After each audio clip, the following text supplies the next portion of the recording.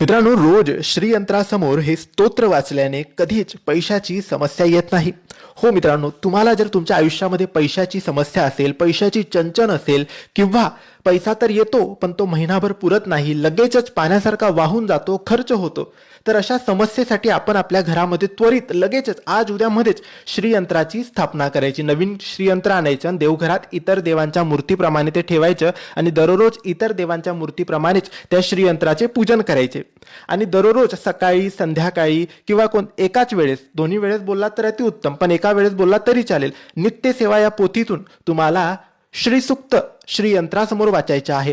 श्रीसूक्त हे लक्ष्मी मातेचे सूक्त, लक्ष्मी मातेचे स्तवन, लक्ष्मी मातेचे स्तोत्र म्हणून ओळखले जाते. आणि ज्या घरामध्ये श्रीयंत्र असते आणि श्रीयंत्रासमोर श्रीसूक्त वाचले जाते, तिथे पैसा कधीच कमी पडत नाही, तिथे पैसा भरभरून येतो आणि बरकत राहते. श्री स्वामी समर्थ.